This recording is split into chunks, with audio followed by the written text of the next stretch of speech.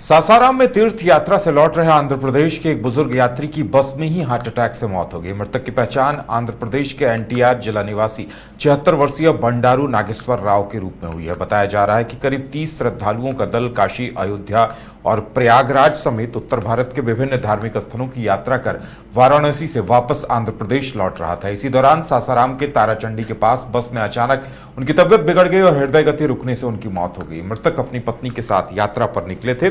यात्रियों को हिंदी नहीं आने और केवल तेलुगु भाषा बोलने के कारण मदद लेने में भी परेशानी हुई। स्थानीय लोगों की सहायता से शव को सासाराम सदर अस्पताल लाया गया। फिलहाल मृतक के शव को आंध्र प्रदेश भेजने की तैयारी की जा रही है।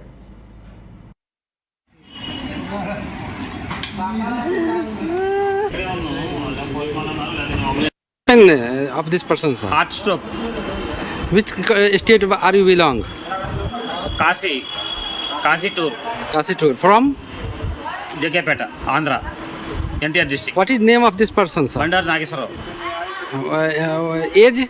Age 65. Are you tourist?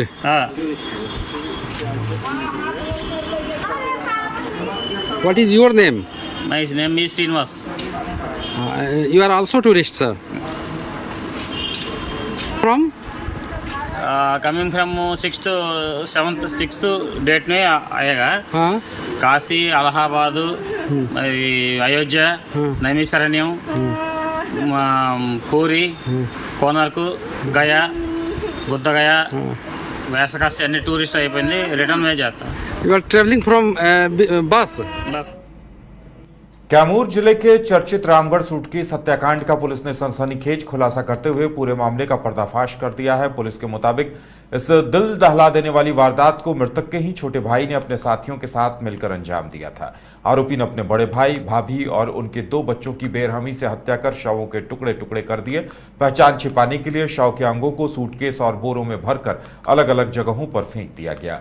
10 मई को दुर्गावती नदी पुल के नीचे 2 सूटकेस से मानव अंग मिलने के बाद इलाके में सनसनी फैल गई थी। इसके बाद पुलिस ने एसआईटी गठित कर तकनीकी और वैज्ञानिक जांच शुरू की। जांच में डरहक गांव निवासी कृष्ण मुरारी गुप्ता और उनके परिवार के लापता होने की जानकारी मिली, जिसके बाद शक उनके भाई विकास गुप्ता पर गया। हिरासत में पूछताछ के दौरान विकास ने अपना जुर्म कबूल कर लिया।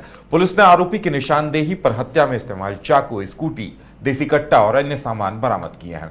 मामले में अन्य आरोपियों की गिरफ्तारी के लिए लगातार छापेमारी जारी है। इस जघन्य हत्याकांड ने पूरे कैमूर जिले को झकझोर कर रख दिया है।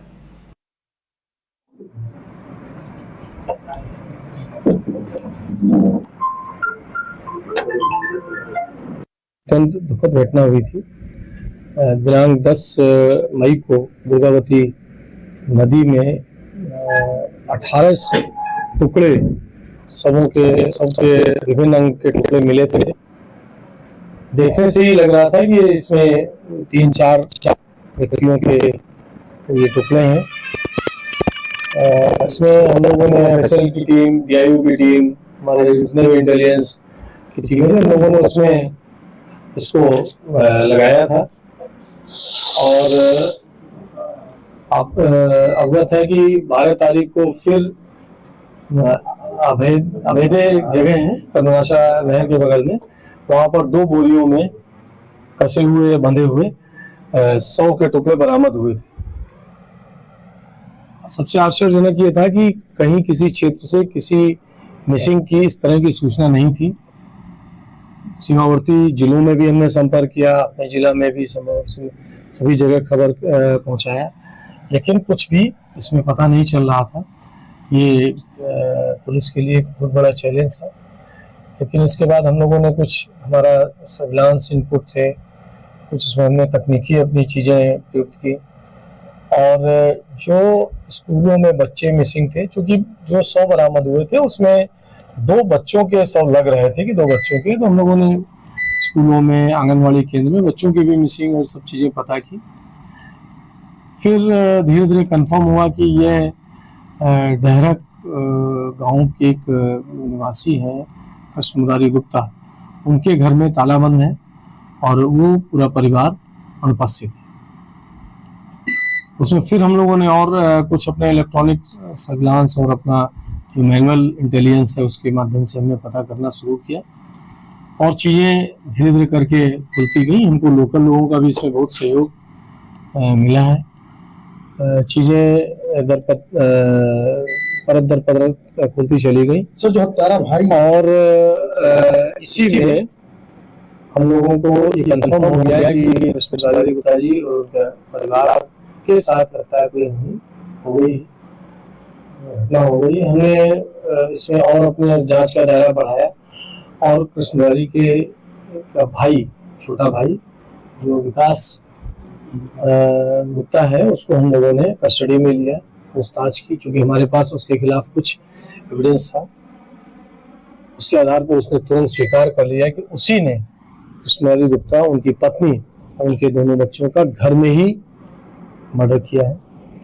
और विस्तार से पूछने पर उसने बताया कि घर में आपस में ये लोग 4 भाई हैं, कृष्णधारी गुप्ता और उनसे 3 छोटे भाई और थे।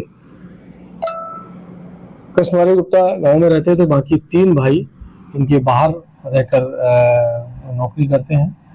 तो उनसे जो छोटा वाला भाई है विकास गुप्ता, वो इनसे अंदर ही अंदर नाराज रहता था कि हमारे साथ ठीक से व्यवहार नहीं करते, हमारे माँ के साथ या हमारी पत्नी और लोगों के साथ, भाइयों के साथ मारपीट करते हैं। अत्यंत दुखद घटना हुई थी। दिनांक 10 मई को दुर्गावती नदी में 18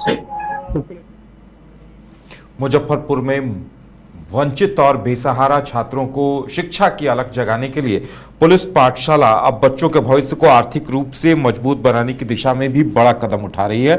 स्टेट बैंक ऑफ इंडिया के सहयोग से यहां गुल्लक बैंक योजना की शुरुआत की गई। इस मौके पर एसबीआई बिहार झारखंड के मुख्य महाप्रबंधक अनुराग जोशी ने सीएसआर फंड के तहत बच्चों के बीच uniform, bag, computer, water purifier समेत अन्य सामग्री वितरित की। उन्होंने कहा कि शिक्षा समाज के विकास का सबसे बड़ा माध्यम है और गुल्लक बैंक बच्चों को भविष्य में आर्थिक चुनौतियों से निपटने में मदद करेगा। मुजफ्फरपुर पुलिस की तरफ से संचालित यह पाठशाला स्लम, रेड लाइट एरिया और रेलवे स्टेशन के आसपास रहने वाले करीब 150 बच्चों को मुफ्त शिक्षा दे रही है। यहां पहली से 8वीं कक्षा तक पढ़ाई के साथ साथ स्मार्ट क्लास और डिजिटल शिक्षा की सुविधा भी उपलब्ध कराई गई है। सिटी एसपी मोहिबुल्लाह अंसारी ने कहा कि इस पहल का उद्देश्य बच्चों को मुख्य धारा से जोड़ना और पुलिस के प्रति लोगों के मन से डर खत्म करना है। सामाजिक कार्यकर्ता नसीमा ने बताया कि 3 साल पहले शुरू हुई ये पहल अब सैकड़ों बच्चों के भविष्य को नई दिशा दे रही है और इसमें स्टेट बैंक ऑफ इंडिया की तरफ से सहयोग भी दिया जा रहा है, जिसके सहयोग से गुल्लक बैंक काफी सफलतापूर्वक कार्य कर रहा है।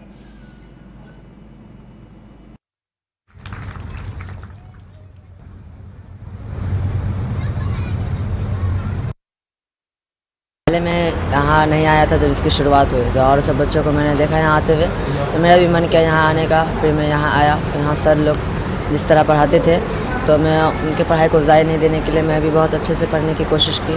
और फिर यहाँ धीरे धीरे और सब भी हमारी मदद की, बैग, कॉपी, किताब, ड्रेस वगैरह में। तो ये चीज़ के लिए हमको बहुत खुशी हो रही है। मैं समझता हूँ ये पुलिस विभाग की एक सराहनीय पहल है और सभी प्रकार के तबकों के बच्चों को, जब तक एजुकेशन नहीं होगा, मेरे ख्याल से शिक्षा ही एकमात्र माध्यम है जिससे हम समाज का सर्वांगीण विकास कर सकते हैं और बच्चे इसमें एक सशक्त कड़ी है। तो पुलिस विभाग का ये सहयोग है।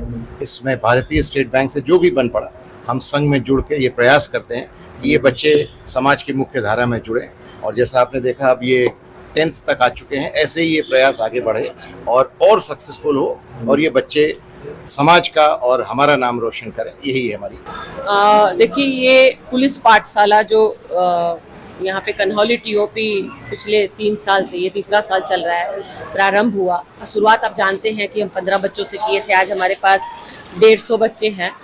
थोड़ा जगह का अभाव है, लेकिन एसबीआई बैंक पिछले साल भी और इस साल भी इस कार्य को देखते हुए, जैसे पुलिस वाले और जिला पुलिस प्रशासन हम लोग को मदद कर रहा है, वैसे बैंक भी अब आगे आ गया है।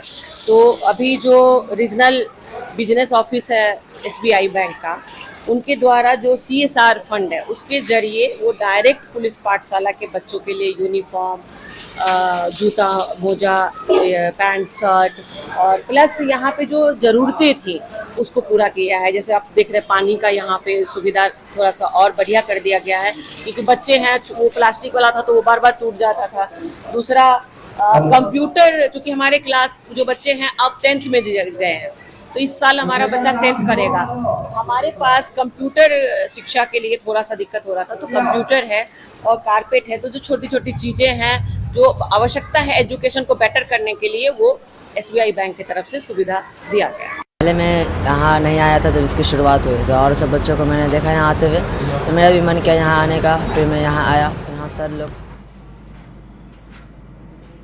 मोतिहारी में नेता प्रतिपक्ष तेजस्वी यादव एक कार्यक्रम में शामिल होने पहुंचे, लेकिन इस बीच उन्होंने सदर प्रखंड के लक्ष्मीपुर गांव में दिवंगत राजद नेता सुरेश यादव की प्रतिमा का अनावरण भी किया। इस दौरान कार्यक्रम में भारी संख्या में लोगों और कार्यकर्ताओं की भीड़ उमड़ी। भीड़ अधिक होने के कारण तेजस्वी यादव ने मेजबान के घर की छत से लोगों को संबोधित किया। अपने संबोधन में उन्होंने नीट प्रश्न पत्र लीक मामले को लेकर केंद्र सरकार पर जमकर निशाना साधा और कहा कि युवाओं के भविष्य के साथ खिलवाड़ किया जा रहा है। वहीं प्रश्न पत्र लीक मामले में राजद नेता संतोष जायसवाल की गिरफ्तारी को लेकर पूछे गए सवाल पर तेजस्वी यादव सीधे जवाब देने से बचते नजर आए। उन्होंने पलटवार करते हुए भाजपा नेताओं की गिरफ्तारी का मुद्दा उठाया। कार्यक्रम के दौरान राजद समर्थकों ने तेजस्वी यादव का जोरदार स्वागत किया और उनके समर्थन में जमकर नारेबाजी भी की।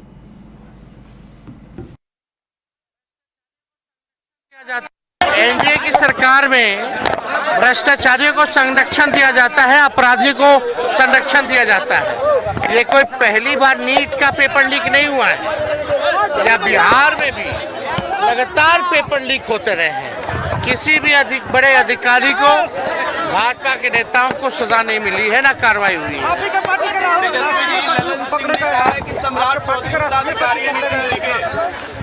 जो भी दोषी है उसको पकड़ो, भाजपा के लोग पकड़ेंगे, सब लोग पकड़ा गया। पूरा नेक्सस है। नालंदा में लोग जो चलाते थे, किंग पिंग जो लोग हैं वो पकड़े जा रहे हैं, लेकिन फिर भी पेपर लीक नहीं रुक रहा है।